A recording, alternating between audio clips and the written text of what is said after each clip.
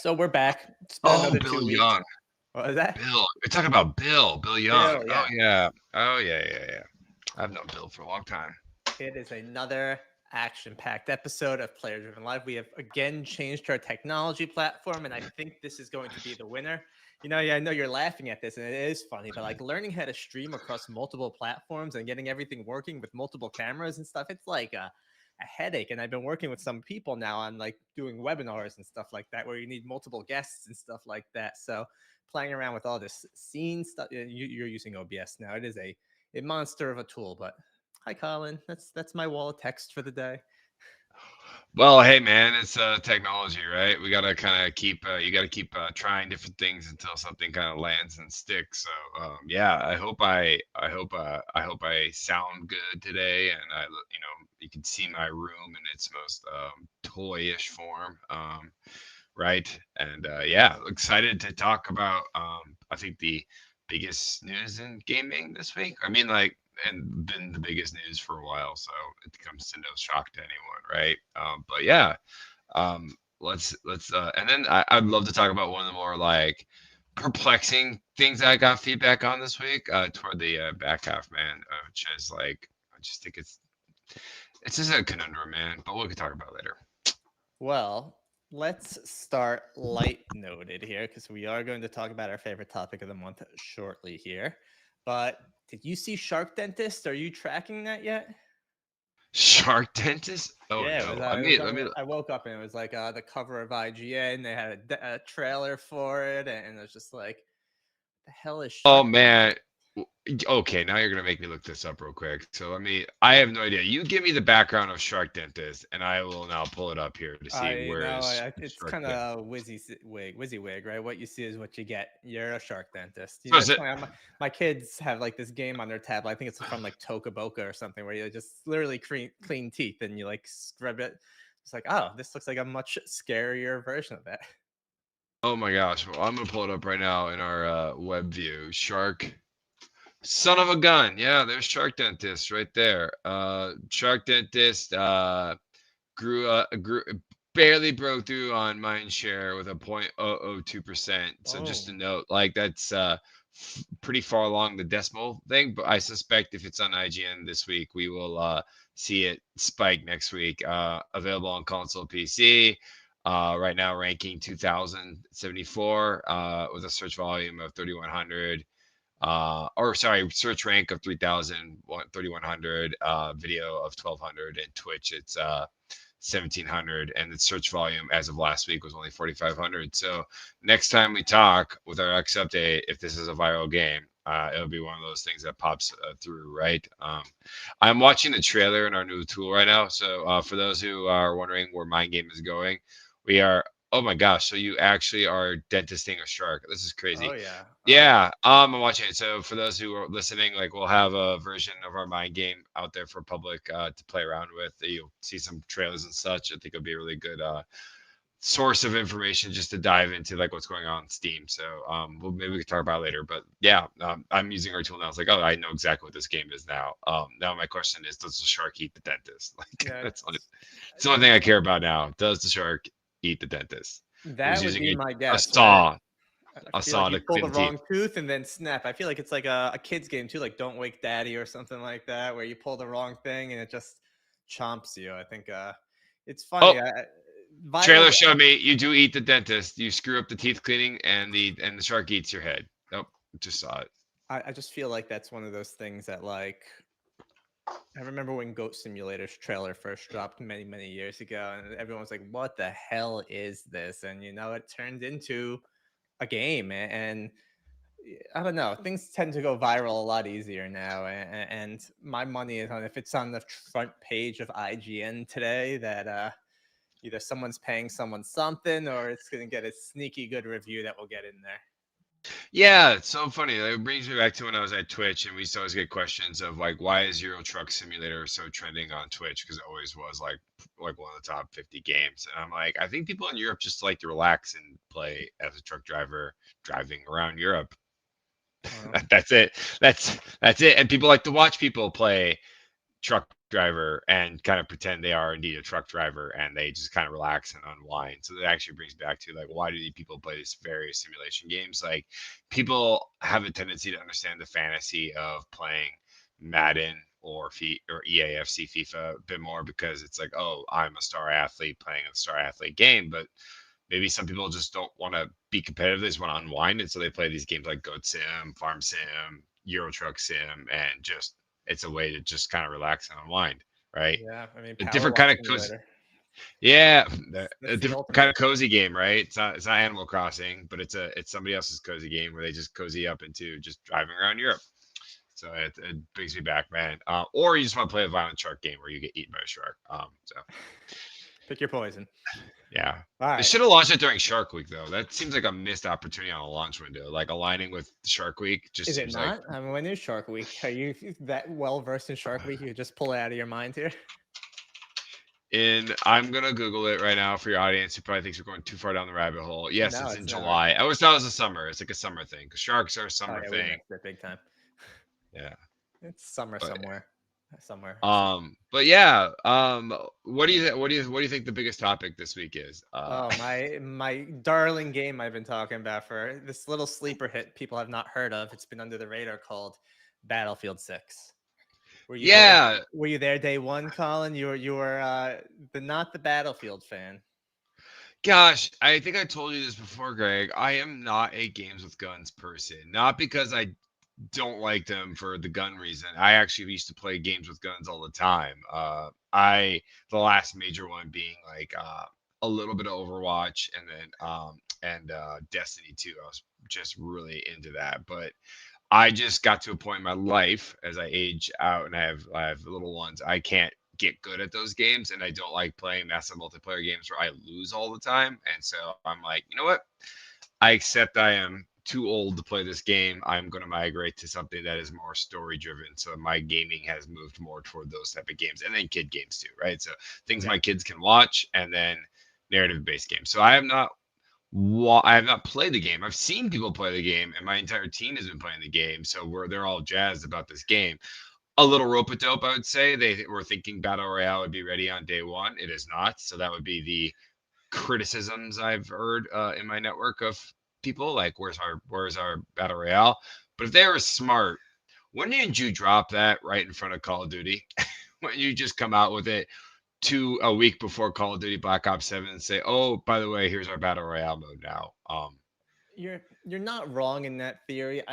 I don't like battle royale, man, and I feel like you're putting it into it's a whole nother game you got to layer on top of Battlefield, then, right? It's a whole different thing. No matter how you want to look at it, it's a separate thing which requires resources. Like I liked what Battlefield does and kind of know what it was. Right? And it went back to Conquest. They went back to Breakthrough, the modes that people are used to playing. And my worry is that if they focus too much on Battlefield, which it is made for battle royale, right? It's perfect for it, but like just give a big map and do what you normally do, man. Give a big map. There's no big maps. That's the biggest criticism of it. There's no really big maps, but like, I feel like if you put a battle royale in there, it's gonna take people away from the core game, and that's when you start losing it. Yeah, I mean, I get that, but like, you also like to like what you kind of called out, and to me, it's like Battlefield was the battle royale game before battle royale games were games, right? And so it's just kind of like they had their milkshake drink a little bit, and now they have the opportunity to at least put their spin on it, even if it's chasing a trend that is honestly long in the tooth. I mean, our metrics would show that Fortnite's been on a steady decline for forever, right? It's with a minor uptick after OG mode came out, but it's been on a steady decline for since the beginning of this decade. So, and that is easily the biggest. Well, it is one of the biggest battle royale games. Obviously, I think the biggest battle royale game in the world is actually Guardian of Free Fire on mobile, but very different game, very different markets than Fortnite. So I digress. Let's Um, talk some numbers and let's get back to this meat of it. But just so the audience please. is listening, they may not know it, right? 7 million copies sold in the first 3 days. That is the largest in Battlefield history. On Steam and on their other platforms, 172 million matches were played, 15 million hours watched on the launch weekend. And on Steam alone, Battlefield 6 peaked at 747,000 players, breaking its record for Battlefield's record for any platform that it's streamed on. And same timing, not necessarily factor of it. Steam's total concurrent users hit an all-time high of 41.6 million, or 41.6 million players playing games on Steam. No matter how you look at it, it's not the 100 million people yet that EA wanted, but it is a great start, right? The question is now, where do we go from here? Yeah, and like from our end, like so our data set goes back to 2019. So really what we're comparing it to is Battlefield 2 2042, right? And like we have two ways to cut that data. We have our cumulative mindshare score, which is just like a snowball of demand and interest rolling downhill as it goes to launch, right? And I look at this, but I have to also be a little bit honest on it, where Battlefield 2042 differentiates from Battlefield 6, and this I think is one of the learnings coming out of Battlefield 6 launch, is like the campaign was much shorter. Like they started at negative 12 weeks from launch for Battlefield 6, whereas Battlefield 2042 started at a more traditional negative 24 weeks from launch. So they had twice the ramp for Battlefield 2042 to build up demand. And yeah, Battlefield 6 still surpassed it with less time, right? Which I think has got to be one of the major takeaways here, which is the shortened campaign better for a game that already has a lot of awareness tied to it, right? People know what Battlefield is. People, I mean, I guess the question I would ask is like, was EA better served at not giving a lot of airtime to criticize or to have the kind of inevitable like but actually conversation to really pick up steam, where it's like, oh, this game looks great, we had the beta, it's really exciting, and then but actually it's not that great, and like that conversation never had time to really truly build out. And so it's just been hype train to launch for Battlefield 6. And you kind of see the numbers, and you see the actual hard player data that you just quoted, which is like they blew it out of the water. At least, are they hitting that 100 million number yet? Very much TBD. And back to our earlier, very much depends on battle royale mode if they're going to do it, right? They need that.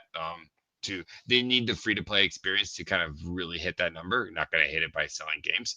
I mean, even Nintendo doesn't sell 100 million copies, and it's Nintendo. So I would say, yeah, it's interesting. It's a great start for them. So that my first question, or my first comment, is like, shortened campaign, did it work? Sure did, by all accounts. And then did better than Battlefield 2042. And then did it hit Black Ops 6 numbers in terms of just our cumulative mind share? No. So it's still in the shadow of Call of Duty. And so you go, well, Call of Duty's numbers probably weren't as great on Steam. I don't know what they are offhand, but I'm going to guess they were not. But Call of Duty is a culmination of, it was on Game Pass. So it drove a lot of audience there, as reported by Xbox, or sorry, by Bloomberg, through a leak, surprise leak from someone after they announced the price hike of Game Pass. After they said, "Oh, by the way, we're going to come out with a free ad tier."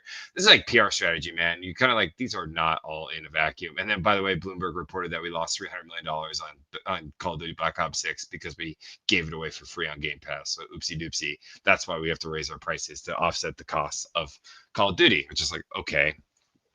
But yeah, either way, like on our end, it's just like Call of Duty Black Ops 6 still hit a higher numbers in our system than Battlefield 6, which is fine, right? It's, Battlefield 6 has never been Call of Duty, and so at least in terms of its sales, and I think it's famous that Call of Duty wins the sales number every year, with the exception of like one I know was Hogwarts Legacy. I forget the other example people pull out, but it's like Call of Duty, Moonrise, Sunsets, and Call of Duty runs rampant on sales numbers every single year, right? So yeah, I think that is an interesting tidbit. But then I also then go to how's it looking toward Black Ops 7, and I think we can dive into that. But I want to shout out some of the other cool metrics I see for Battlefield. So bear with me for a second. I had to close a tool because you made me go look at the Shark game.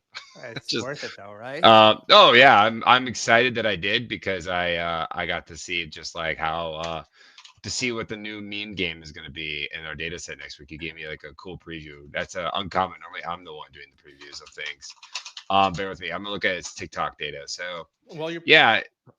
go for Oh, it. yes. So today, yeah, it's just past 2 billion lifetime accrued views on TikTok. Or so.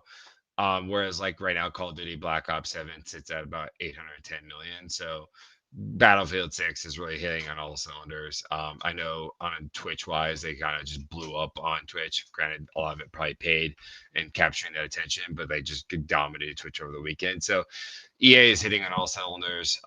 Amazing launch. And my only kind of feedback to them on the launch would have been they should have been on Twitch a little bit earlier before launch. I think they could have had a chance to really usurp Call of Duty by doing something during their beta, like having it assume that they like do something 2 weeks before the actual launch of the game, giving more of a preview, giving a little bit more early access, something like that to really just put more gas on the fire would have been my only kind of note. Like I think because the numbers did start to dwindle and slow down right before launch, despite the fact that they were buying every single NFL ad under the sun. I think I only saw Battlefield 6 ads for like 3 weeks. I have that parody ad in my head forever. But I think it would be much more effective to have done it on digital. Yeah, you know, I think, I mean, to play devil's advocate, I know they had a lot of creators working on Battlefield 6 to build content for it, right? And to your point, I saw some of the big guys putting their content out there, but I didn't see a ton of it. And what really surprised me, and more so because I reached out to Microsoft and they ignored me because that's normal, but like they have the ROG Ally that just came out, and that thing does great with Battlefield 6. Like, why aren't you showing that in more promos? That would excite a player like me because I am an Xbox player and I could be mobile playing this, right? I was telling you one of my issues is I got to learn how to live stream from my Xbox to my computer, but if I had a ROG I could bring around, like, you have a great piece of hardware that you're launching, albeit the price is crazy. Like, why not show, I guess you own Call of Duty, so maybe that's why, but why not show this sexy new game that's coming out running flawlessly on your platform and get people excited about that? No, for sure. That's interesting. I have we talked about the handheld market and why I think this is just like Johnny come to lately for Microsoft and this ecosystem, just because I very much think of the handheld or I think of markets as duopolies, especially when it comes to hardware systems. Like obviously, famously, Windows and Apple, right? Kind of being that dichotomy on the PC market for a long time. Windows dominating, Apple being kind of the other, right? And then you kind of migrate to mobile, and you have Apple and Android as the two dominant forces, and like there's no other OS to speak of on mobile, right? Sorry, Linux folks and your custom builds, like just doesn't exist. And then and then you go to like I go look at handhelds and I look at the market the same way, man. I go, oh yeah, you have Nintendo as the Apple, right? They have a very closed garden ecosystem. They build their own hardware, they build their own software. It all just works together, and they hate third party developers. Sounds a lot like Apple. Like they're like, and build to our specs or we just kick you out, right? So that's a very Apple perspective. And I always thought like what Steam and Valve were able to do with the Steam Deck and then quickly moving it into Steam OS was very much like taking the Android position, which is a software built on Linux that can literally operate on any machine.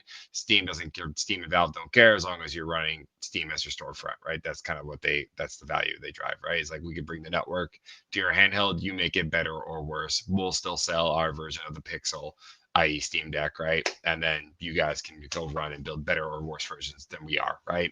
But they did the Steam Deck as a proof of concept, as it were. Like Sure. this is a market. We can make these things. They could sell, right? Now take it on everyone else. And I just think Xbox coming at an insane price point is like, who is this for? And like, what network are you trying to pull in out the gate? I'm flummoxed by it, and I wish them luck. But I am very dubious on its long-term success, given that I think the market is a Nintendo and Steam market on the handhelds. Yeah, I think what people are overlooking is that this is significantly more powerful than the Steam Deck. It's significantly more powerful than the Switch.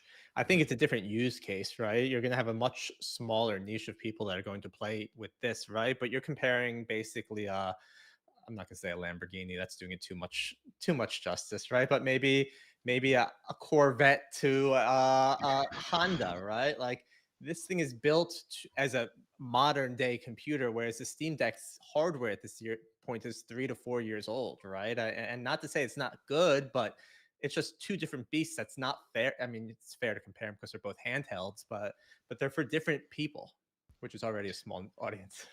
Yeah, but you're right. But then the people that are going to buy handheld hardware that are basically pocket PCs that they can go on the go, and like, believe me, if I my Steam Deck experience is very much me a wall socket and a long cord plugged in at airports, and it runs like a jet engine. And then I hope it can make like a 3 hour flight on an airplane without it being plugged in. Right. That's the hope. And that's me playing like a very low graphics game. Like, I don't know, like a side scroller or something like that. Like, I'm not running like Elden Ring on it or something, right? Where it's just gonna burn through my battery even faster.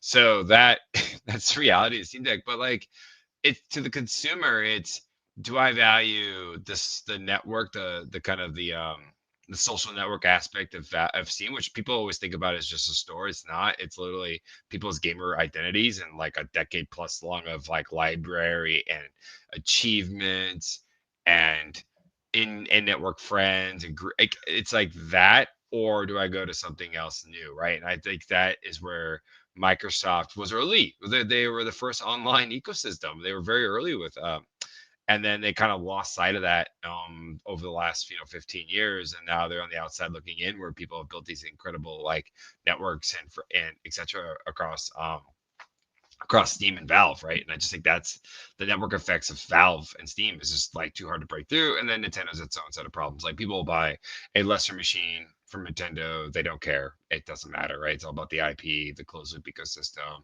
the hardware and software kind of being optimized to each other, as opposed to just the kind of network effects of you get from Valve and Steam, right? Um, but I do want to bring it back because I want to compare Battlefield a little bit to Call of Duty, and because that's what everyone likes to do, and I like to do that too. So I had some numbers pulled up here. I want to rattle off, and I want to get your take on where you think Black Ops 7 is going to fall, right? So EA's 2 week beta, back in like whatever it was, like late July, August. Keep me Mhm. honest on this one, right? Um, it hit like it hit a maximum mind share of 1.26, which is pretty big, right? So beta blew the doors off, garnered a ton of attention, and they got that obviously through paid and earned, etc. But really had like a massive kind of week. Whereas during Activision's beta, they only hit a zero point 0.6, but that wasn't until October. And when you think about that, so they were half the size of Battlefield 6 beta. And to me, that's a bit concerning if I'm COD. But I think the advantage they might have is that they have a shorter window between beta and full launch, right? Their window is a month, whereas Battlefield 6 literally let it up to be like what, 4 months or so, give or take, right? So when I look at that though, I'm like, is it a good idea to do a beta in the fall? Like, I just feel like probably not, because you're fighting against all these other paid titles and everything else. Like, so if Call of Duty had done their beta in the summer, I bet it would have been a lot bigger. I just, because like, I go back to my memory of what July was, and it was like we were all like clapping like seals for Donkey Kong Bonanza. That because that was the only game in peak. Like, oh man, this peak game is catching fire on Steam, and this Donkey Kong Bonanza is just the best Donkey Kong game ever. It's 3D. It's made by the Mario Odyssey folks. That was it. That was the conversation, man. You know, and I don't see everything, obviously, right? I didn't even realize the Call of Duty Black Ops open beta was happening until about halfway through it. And then at that point, I thought it was only for people that pre ordered it to get that early access to the beta, right? It was on the last day I realized, oh, it's an open beta. I could download it and I could do it. But I just think from a marketing perspective, Battlefield was a lot, and maybe this is because of their how they implemented Battlefield Labs and kind of was very vocal about everything, but I was just very naive and unsure of how the Black Ops beta worked. The thing I'd say about that is that Call of Duty players are going to buy Call of Duty, right? It's not like it's oh no, our numbers are lower on the beta, right? And even Battlefield is a different style of game than Call of Duty, and that's why I actually don't think it works in Battle Royale. We can go with another topic on that, but like I, I wouldn't be concerned if I was Call of Duty, right? I think you're going to get a good number of eyeballs. I think most people wrote off this year's Call of Duty as one of those years that's a wacky one. Will it be? Who knows? But I think most hardcore COD players are still going to end up playing it, right?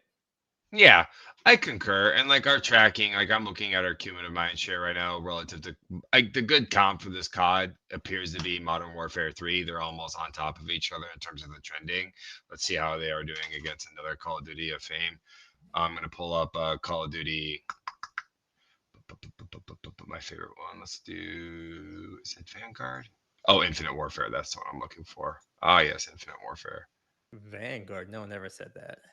Oh yeah, no, no, no. Yeah, so it's very much on the path of something like a Modern Warfare 3, which is like, fine. Again, and like I'm saying all this like knowing full well that if I just looked at this before cutting the data, like in a more macro lens, the games that are going to win this fall are going to be Battlefield 6 and Call of Duty Black Ops 7. They are by far going to be the winners of this fall, right? They're trending to be the biggest games, two games, and then everybody else is going to be behind. I was having a conversation with someone else where I was like, the A tier games. I think this fall we define a lot of the like our projections in terms of S tier buckets, right? So S tier being kind of the massive super breakthrough game, A tier being massive hits, B tier being solid hits, on and on and on down the chain, right? So this fall will likely be the first fall where we don't have an S tier game in a while, and that is uncommon, right? Not typically S tier games you'll have you'll have 2 to 4 in a given year, and this year I think we're only going to have two. That would have been Monster Hunter Wilds and Oblivion remastered, and then Battlefield right now is just falling right below that S tier, like just a little bit right below that. And then Call of Duty is going to be another A tier game, so they're going to be the winners of the fall. But neither one of them are going to be these defining fall launches, right? Whereas like last year, Black Ops 6 was an S tier game and broke through and hit this like crazy ceiling, right? I just don't see that right now happening with Black Ops 7. So then those two are the A tier games, and then going down the chain, you have everything else. And it's just like a lot of B tier games this year. And that's just kind of honestly where we're flying. Like more B tier games in the fall than expected. And I think and then that bucket you have like EAFC 26, which did like about 10% worse than the previous year, right? You're gonna have Pokemon ZA kind of probably falling in that bucket too, right? So like a nice hit, but not a not a genre defining kind of game for Pokemon per se, right? Not It's just calling like an S tier Pokemon game, man. You're gonna piss off a lot of people. oh my gosh, the amount of times that Pokemon hits S tier is very common. There, especially when they do the Ampersand series, when you do like, Sword and Shield, et cetera. But Oh, like they just blow the doors off. These Ampersand games just crush it, right? This is a sub series of Pokemon with Legends, so they've already told their audiences like not a it's a mainline Pokemon, but not a mainline Pokemon because it doesn't have the two ands against it. So it kind of falls into another like sub tier or Acreus. I'm probably butchering the name of that pronunciation of that, but like that's the other one that falls into that sub series, right? So they've already done a good job branding it as something different than the Ampersand series. it's too confusing. Where's the next Pal World? Mm. Probably gonna launch in the cold of winter, man. That's as they always do, right? These like quote unquote massive games. So so when I think like I think a question to ask is like, is Monster Hunter Wilds going to be the top selling game this year? Yeah. You're saying Maybe you don't think Battlefield is gonna outsell that? over its lifetime, sure, but like the year is basically like Monster Hunter Wilds came out in Q1 and Mhm. has had a it's going to have almost a what 10-month ramp of selling that game up and through its the end of the year. So that's very much like what Hogwarts Legacy is. It's like it's a top selling game because it launched in Q1, because it had the entire calendar to kind of accrue sales. Whereas Call of Duty launches in the fall, and this year I'd be curious if it. So I don't think Black Ops 7 would be that game, but it's a question of will Black Ops 6 be that game? And I go, I don't know because it was on Game Pass, and that's going to deflate the overall sales numbers substantially. As reported, they lost 300 million on that game. I don't think Call of Duty reports losses, and if they lost 300 million, that means they just didn't sell the game, and then because they didn't sell the game as much as they normally would have. They leaked the Bloomberg, or Bloomberg somehow attains a number that is pretty massive and stark, right? Um, so I just think we're entering in an interesting era of gaming, all kind of culminating around just various kind of threads. Like, so to me, it's like, isn't it, next year's biggest selling game is going to be GTA 6. So I'm just, Let's hope it just comes out. oh, come on, man. It's coming out. We're all taking vacation in May. It's my birthday month or around my birthday Beautiful. month. I will take time off. I'll play it and all that sort of stuff. So, back to COD. I think COD is going to end up being a fine COD this year, but not a massive breakthrough COD. At least as the tracking states right now.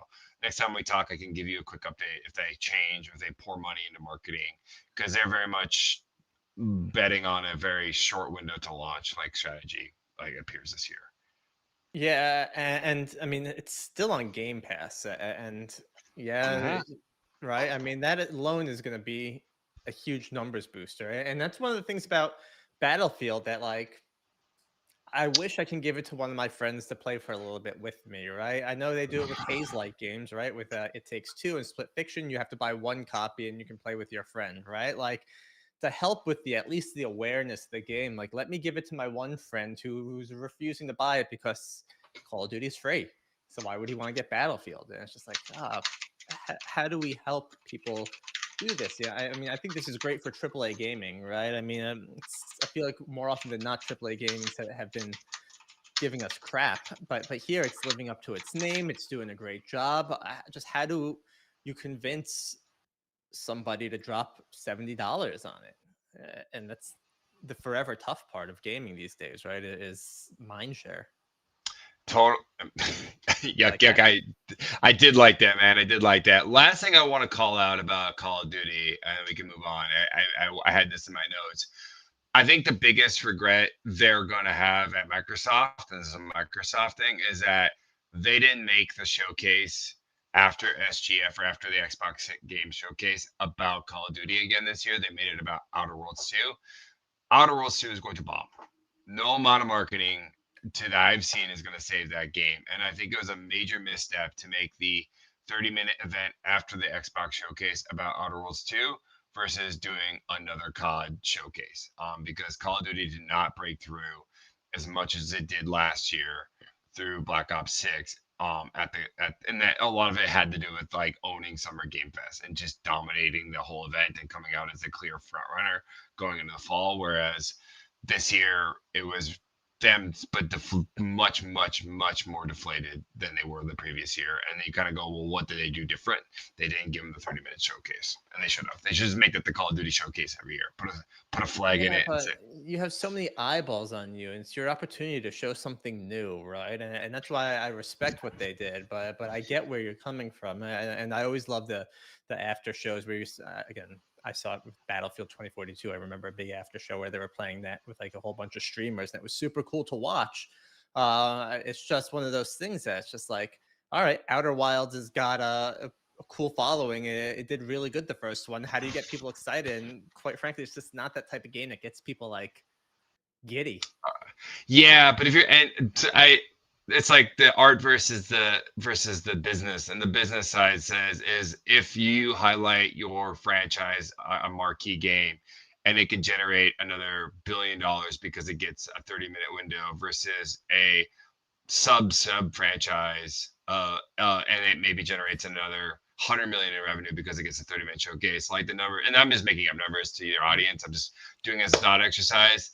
It's like, why make $1 million when you can make $1 billion is basically the framing. It's like, just take the $1 billion, and that's just is what it is. And that's why you see all these big companies going increasingly toward only core franchises. Why Activision mostly doesn't make any other games anymore. They have an entire catalog of stuff they could be making, but from an opportunity cost perspective, for those NBA heads over at Activision, I get it. Like, opportunity cost says our studios only working on Call of Duty makes us a lot more money than if they were to make another Crash Bandicoot. So I did a podcast with a gentleman, Thad Sasser, yesterday. He worked on Rivals, he worked on Hardline, he worked on Call of Duty, he worked on a whole bunch of first-person shooters, and he brought up the point that yeah, Activision's focused on Call of Duty, but the other game modes act as other games, right? You have Oh my god, yes. zombies, you have Warzone, you have whichever other ones come out every few years. And it's funny because that's almost like a testing platform to see. We were talking about innovation in first person shooters and how do you innovate without alienating your current player base? And he's like, if you notice, at first, zombies came out once every 2 or so years, right? And it would launch and everyone would get so excited about it. But now, and eventually they tweaked it to a point where people liked it. And I say liked it because people always hate on it. But then eventually it starts launching every year and you have a whole nother game. This is why I don't think Battle Royale, I don't want Battle Royale in Battlefield because it's a whole nother game. It's going to take eyeballs off of it. And I think you have to nurture your player base to play the game that they want instead of stuffing things like wall running down someone's throat because they need to start. You got to go where your players are going to play. And if it's in Call of Duty and you launch a new mode and they play it, great. You start getting that feedback there and you can build off of that. Is it a new game? No, it's a new mode.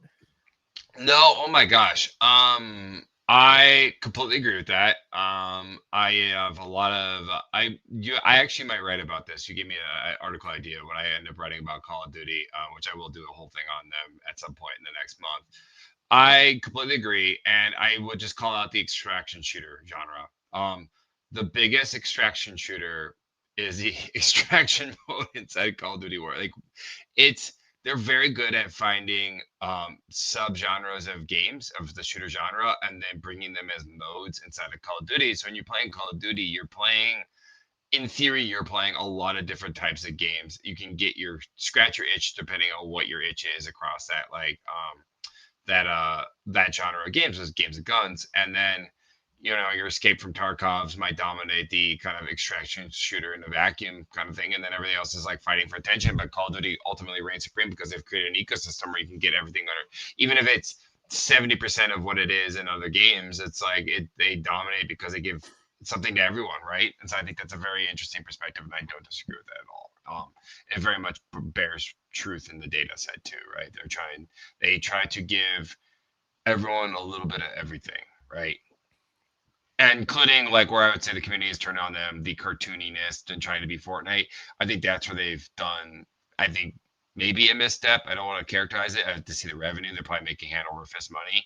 But the vocal internet community just does not like the fact that they've moved into having Beavis and Butthead inside of Call of Duty. Full stop. It's going to ruin the realism of the game. They were doing good with Beavis and Butthead. I still was following it. I was really big into the game, and then I lost it there. Let's make a slight move. Yeah, please. Let's go. Let's talk about another topic I learned about, or a phrase I learned about yesterday called black hole games.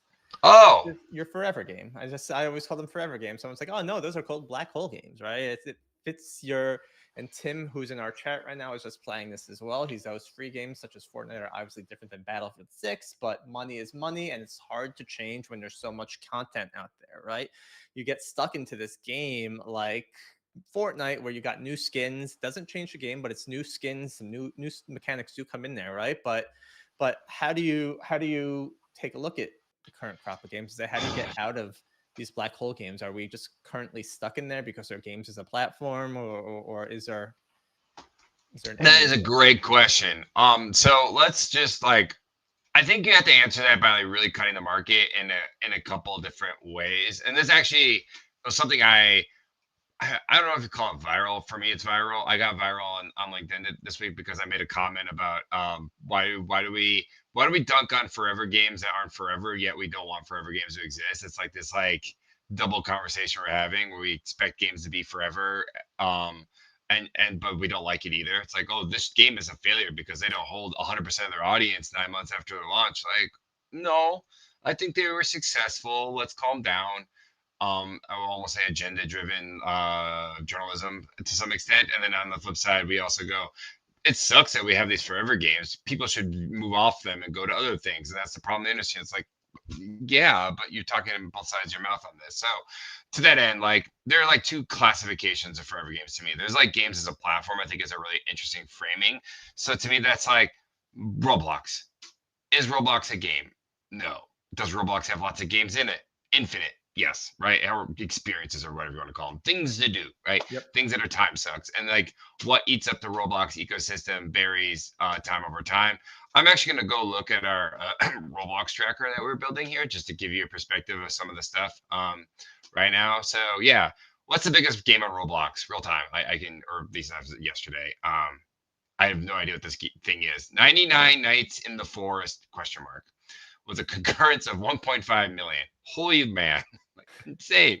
Whereas Steal a Brain Rot, that's another one. Plants versus Brain Rot's another one. Grow Garden, I think we've written about that. Fish It, ? With almost a 500,000 CCUs, and on and on and on and on. But I can tell you that right now in our own tracking, which we don't look at the infinite of Roblox. I think there's tools that do that. We just look at the kind of we call it the power law part of it. So it's like 6,300 experiences running within Roblox with a meaningful audience, right? 6,300 meaningful experiences. That is a black hole in that it's a platform, like an app store is a platform, and inside that there is almost anything for anyone if you want to go find it, right? So that is one version of a black hole, and I think like Minecraft falls under that because harder to track. Believe me, you can't actually do it because it's all locally run on your machine. So it's a bunch of individual servers that people pass along to each other, but it's also like a black hole thing where it's Minecraft, but it's like Minecraft is an experience and a thing in of itself, right? And I would say to a much, much, much, much, much, much, much lesser extent, that's what Fortnite's trying to be. All their announcements right now are trying to basically say, we could be Roblox too. We'll give creators more freedom. We'll give it more revenue, et cetera, because they're getting their milkshake drank by Roblox by the kids, right? It is what's happening. You can look at a line or hill. One's just going up, one is going down.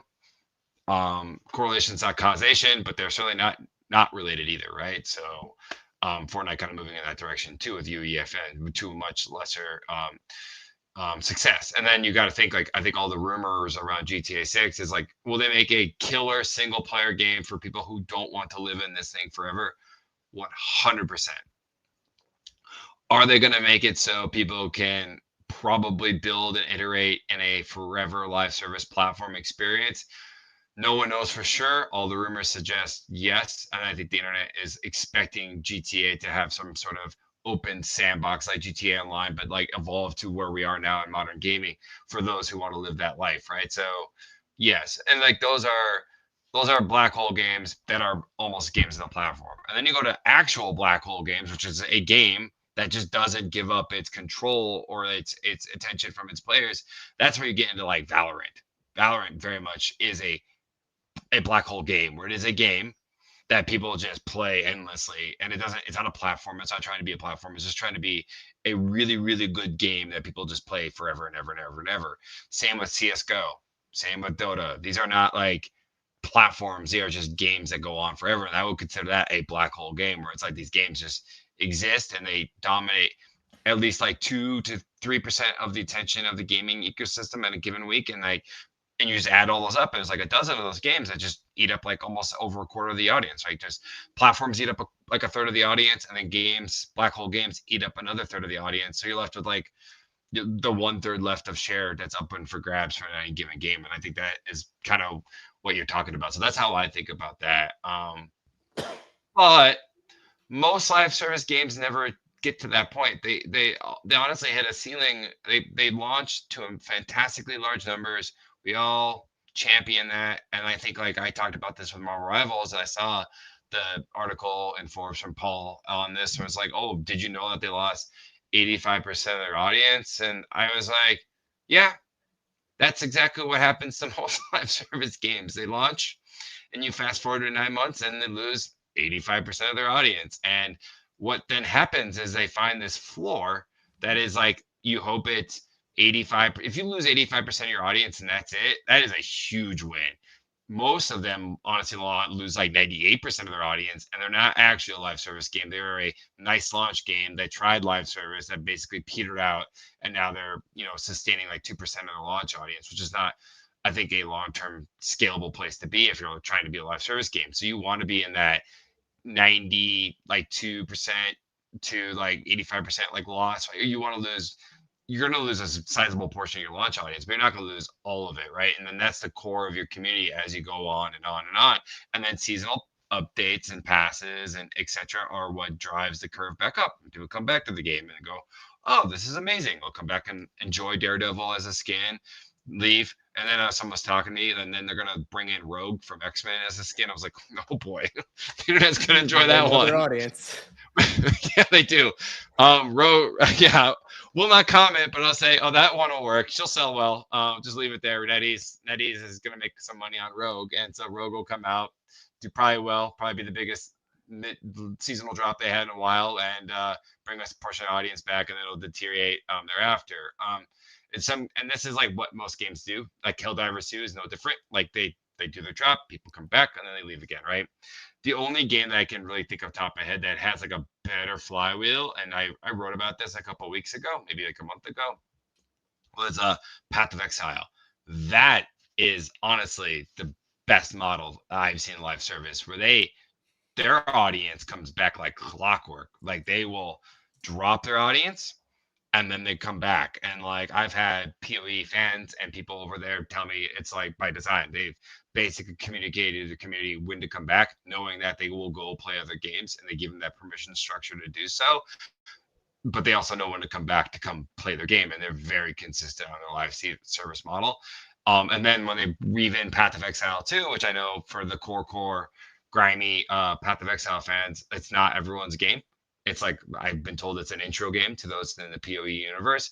But now they're on a cycle where they'll have their Path of Exile update, then they'll have their Path of Exile 2 update, then they'll have the Path of Exile update. So they're decreasing the distance of new PoE content across their two games to a shorter window. So they'll always have this like never ending kind of wheel going. And they are really good at that. And any of the people listening to this that is in live service games and doesn't already analyze them to pieces, I highly recommend reading my piece on this because they are outstanding at grabbing attention on a consistent basis, which then correlates to players. And you can just see this on Steam as a proxy. Good Fascinating. I'll have to check that out. I mean, I know Path of Exile, but I never dug deep into it. But there's a few things that I really want to kind of touch on because I think they're just great points, right? The Marvel Rivals one I love. I think anyone knows that it's a fighting game, or it's not. It's an arena, a team-based shooter, right? Like it's going to go down in volume because it's going to find its normal audience. Its normal audience isn't where it started. Everyone's excited to be able to play as all the superheroes. Eventually, that's going to fizzle away. You're going to have whatever Overwatch crowd you took over that's going to be playing in some of the same other team based. And then to your point, you'll put out Rogue, and you'll have a lot of people that love Rogue, and they're going to download it, and they're going to. A lot of people love Rogue. A lot of people love Rogue. But the thing is, like, and I wrote this on your comments, right? Was like, there's no true social aspect to Rivals, right? You could talk to your team, you can do all that stuff, that's fine, but it's not like Roblox, it's not like Fortnite, it's not like Minecraft where you have that playground arena where you don't even have to play a game. We can just shoot the shit and talk about that. And it's funny when you were talking about the Steam Deck and how well they're doing, like I thought that might be where you go with that. Like they just need this open world sandbox. And I know people have tried stuff like that before. It just doesn't work as seamlessly as they want, where you could just be yourself. I've been playing a lot of Fortnite with my son, and I make him play on the Switch because I play on the Xbox. And he gets really angry at me for that because it loads on the Switch with about 5 seconds left before the bus leaves. And he wants to be able to run around and dance and play with people. And he doesn't get that opportunity on the Switch. And that's what he actually voiced to me the other day. It's like, that's mind blowing that you said that. Like, I get it now, and you still can't play on my Xbox, but I get it now. But like, people crave that community aspect. And as you're talking about what GTA 6 is going to be, and I read about it, they're working with Roblox. Like, that is the one that seems to me that can knock everyone down from their pegs. If you create that open world experience like GTA Online, and then have the experiences from within there, right? Then all of a sudden, I think you have your black hole killer, which is literally just another black hole. But I think you have that one that's going to topple the king. Right. Well, to be clear, GTA 5 Online is a black hole experience now. Like in our tool, they are the fourth largest game in the world still today, right? Generating about 2% of the total market this last week. Just looking at the data, and they're always in that bubble, right? Between Minecraft, Roblox, and Free Fire, they're like right there. To your point, I think where I think about just strategy hat on for a second, if I were a org that would be very concerned about GTA 6 and what it could be, is I would be that if I were at Epic and Fortnite. And why? Because you already have Roblox coming in on the younger side, where it's just like an infinite amount of experiences. Lo-fi doesn't matter. You're just drawing in a bunch of kids into that ecosystem that's kind of eating you up one way. And then on the other side, which is going to be for those, let's call it 18 plus, quote unquote, but probably 16 plus, if parents are cool and let them play it, or if they just don't know. That's going to be the GTA side. So then you have to think, then who's the audience for Fortnite long term? And it's like that's the one I think is going to get pinched even more. So if I were to just guess out of the sky, you're going to see not correlations, not causality, but I think it's just going to be like GTA 6 comes out and you're going to see a massive dip in like Fortnite, right?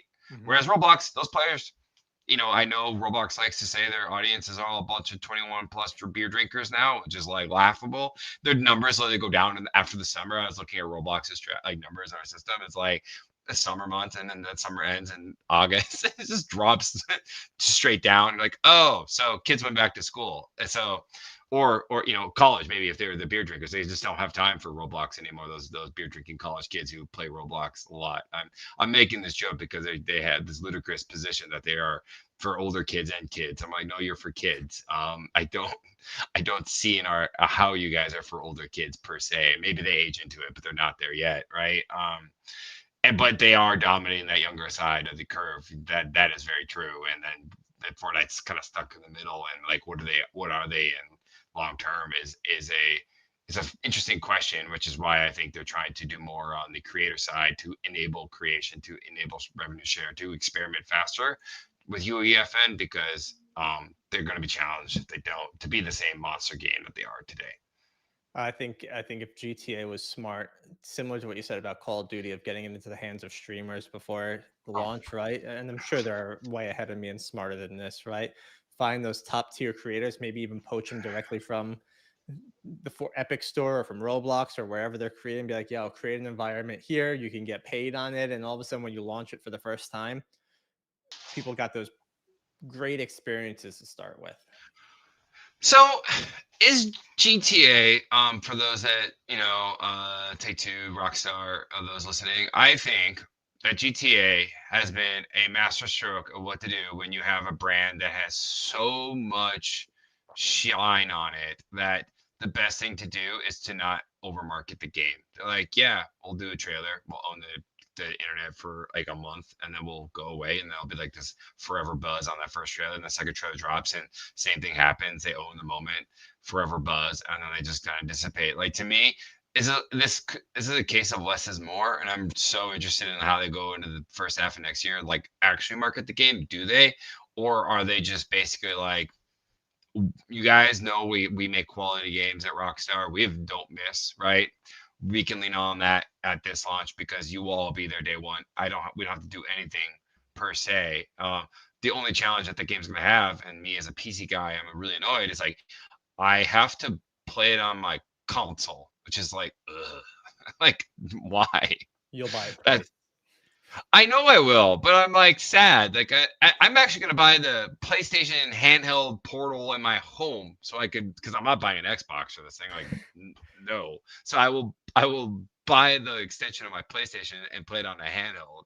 But I'll do so annoyed that I can't play it on my PC at least for the foreseeable future. I hope they fast create the PC version, but I can't miss the story and have it spoiled for me. So I'm going to play GTA 6, and that's I it. think I think to the marketing side of things, right? And again, the people at Rockstar are much smarter than me at this stuff, but I think they ramp up marketing significantly when they know that release date is within reach, right? If you start it now, people are just going to get burnt out by the time it comes out, right? If people build these experiences and you build the story, their own story, obviously, with it, right? Like that month coming in, TikTok, YouTube Shorts, Instagram is going to just be filled with people sharing their own content, probably to what they can create. Like, I think you're going to get overwhelmed with the amount of GTA 6 content that comes out when it's within launch period, right? I think they are smart enough to time it right where they don't want to shoot themselves in the foot early. Totally, totally. So one of your questions I think you pose is basically like, okay, we've talked about black hole games and who are the black holes and what other black holes are coming, right? But like, if you're not a black hole game, how on earth do you fight that like gravitational force? Which I think when you think of black hole games and on like, you have to look at them as social networks. Like, why do people use Facebook forever and Instagram, etc.? Like, what is it's the network effects that those platforms build on end user behavior over a very long period of time. So black hole games are black holes because they build social networks in there. I always call it I always frame it as the switching costs exercise that everybody has to think through when they're kind of like trying to understand like why those games are so strong. It's the switching cost of I put my time into it and thus I got good. So I have skill switching costs, which is like, okay, that makes sense. Then you have the monetary switching cost, which is like I put in $1,000 in skins in CS:GO, so me leaving CS:GO is basically foregoing all the money that I put in CS:GO, right? That's the other switching cost. But the final switching cost, which I think is the strongest, is then my friends, which is like not only do I have to scale and I have money, I have my friend circle here. So you not only have to convince me, you have to convince a small majority of my friend group to also switch over, which is like really, really hard to do, right? That's I think the challenge you have with these games is like people don't want to leave their friends. Like you said, your kid, your son or your child wants to hang out with their friends. Yeah. And then so to get that person to move, you also have to convince that person's friends to also be willing to move, right? And that is a really, really hard challenge for marketers to kind of overcome. But that said, there are ways I think to do that, right? I think as a marketer, you have to look at how do I gain attention. If I'm not gaining attention, then I am losing because if nobody knows you exist via attention, then nobody cares, right? That's honestly the worst outcome. But like attention leads to time, and time leads to revenue. It's like my framework that we think about this at Mind Game. So I think you just have to go where you can garner attention. So like and people are like, oh, only the biggest games are able to garner attention. And like this is actually a big game. So there's a game called Block Blast, a mobile game. It's basically Tetris, right? Block Blast. It dominates on TikTok. Would you know that? No. It's a Tetris game. It dominates on TikTok. How do they dominate on TikTok? And here's some games they do better on TikTok than, right? So games that are underneath them on TikTok. Block Blast, which has generated 42 billion lifetime views on TikTok, has done better than Overwatch, which has only had 31 billion lifetime views, has been done better than Clash of Clans, which has done 26 billion lifetime views on TikTok. It has done better than Marvel Rivals, has done better than, I'm just going through a bunch of games, Pokemon Go, on and on and on. So this game that's effectively Tetris has dominated TikTok relative to a bunch of games that you would presume are bigger than that, right? And probably do dominate in revenue in other ways. So how are they doing it? Because they are really good at fast following trends on TikTok. They do a lot of A/B testing on content. They just go out and try to get attention, to hack an algorithm to put their game more in front of people, which then is downstream from them always appearing on the KPI for them is they are always a top 5 downloaded game on mobile. So that attention does lead to downwind and back, which is they get a bunch of downloads.